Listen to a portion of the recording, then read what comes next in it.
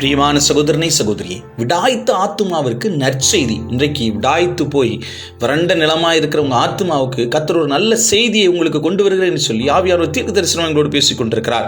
நீதிமொழிகள் 25:25. தூர தேசத்திலிருந்து வரும் நற்செய்தி விடாய்த்த ஆத்துமாவுக்கு கிடைக்கும் குளிர்ந்த தண்ணீருக்கு சமானம். இன்றைக்கு ஆவியானவர்களோடு பேசிக் கொண்டிருக்கிறார்.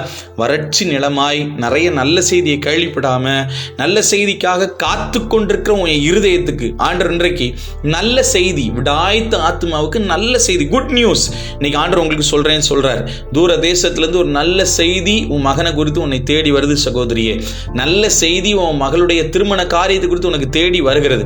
நல்ல செய்தி, ஒருவேளை ரட்சிக்கப்பட்ட அனுபவத்துக்கு உண்டான நல்ல செய்திகளை நீங்கள் கேள்விப்பட போகிறீர்கள்.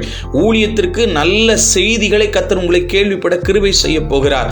ஒருவேளை குடும்பத்தை குறித்ததான பாரம் வறண்டு போயிருக்கு. குடும்பத்தில் ஏதாவது ஒரு நல்ல செய்தி நடக்குமா, ஒரு நல்ல காரியம் நடக்குமா? தாயே, நீ ஏங்கிக் கொண்டிருக்கிறாய். தகப்பனாரே, சகோதரா சகோதரியே, உன் வேலையை குறித்து குடும்பத்தை குறித்து ஏங்கிக் கொண்டிருக்கிறீர்கள். ஆண்டு சொல்றாரு, விடாய்த்து போன வறண்ட நிலமான உன் ஆத்மாவுக்கு இன்றைக்கு நல்ல செய்தியை கர்த்தர் சொல்லுகிறேன் என்று சொல்லி ஆவியான தீர்க்க தரிசனமாய் உங்களோடு பேசிக் கொண்டிருக்கிறார்.